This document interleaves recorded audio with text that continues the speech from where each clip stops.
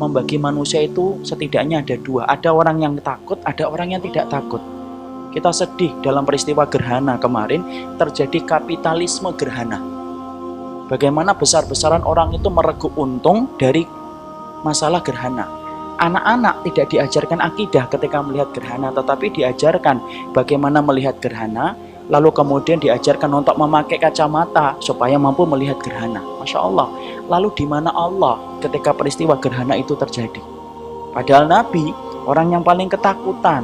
Nabi itu dalam setiap perubahan alam selalu ketakutan. Makanya dikisahkan di dalam satu riwayat dari Aisyah, di dalam kitab Tazkiyatun Nufus oleh Syekh Ahmad Farid, dikatakan Rasulullah Shallallahu Alaihi Wasallam ketika melihat perubahan langit kalau kemudian berubah menjadi hitam, itu keluar masuk kamar, karena saking takutnya beliau kepada Allah kalau akan tertimpa dengan musibah. Makanya Rasulullah ketika sholat gerhana, Masya Allah, perhatikan, sholat gerhana berbeda dengan sholat sunnah yang lainnya. Rukukmu dijadikan 2 kali dalam 1 rakaat. Kemudian engkau diperintahkan untuk memperbanyak istighfar. Engkau diperintahkan untuk kemudian memperbanyak sedekah. Kenapa? Karena itu menggambarkan bagaimana rasa takutnya Rasulullah dan orang yang mengikuti Rasulullah ketika gerhana itu terjadi. Jadi Masya Allah, mari kita kembalikan semua peristiwa alam itu dengan akidah. Jangan mengkapitaliskan semua musibah dan semua kejadian hanya untuk mereguk keuntungan duniawi. Karena itu tidak akan pernah menjadi faedah bagi orang yang beriman. Ya. Jadi kita kembali, disitulah kita paham. Orang-orang yang mereka itu apabila bukan orang yang beriman ketika dia dibawa di atas kerandanya, di mana keranda itu sunahnya tidak ditutup, Bapak. Di sunahnya itu tidak ditutup. Kenapa Ustadz keranda itu sunahnya tidak ditutup? Supaya ketika dibawa, orang-orang yang melayat itu mengambil pelajaran dari jenazah yang terlihat langsung oleh matanya. Makanya ketika kita mengikuti jenazah, di belakang sunahnya yang paling afdal. Dan sunnah pula ketika kita ngikutin jenazah, itu tidak banyak bicara.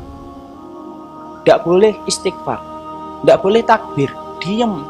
Kenapa harus diam Ustadz? Untuk mengambil ibrah dari kejadian jenazah sahabatnya dan temannya yang telah meninggal dunia. Jangan malah ngobrol. Ketemu dengan teman lama ketika temannya meninggal dunia. Alhamdulillah ya, teman kita meninggal akhirnya ketemu. Bukan itu. Ngobrol malah kemudian, Masya Allah. Sampai-sampai ketika masuk ke liang kubur, masuk ke pekuburan, kita juga masih ngobrol. Masya Allah.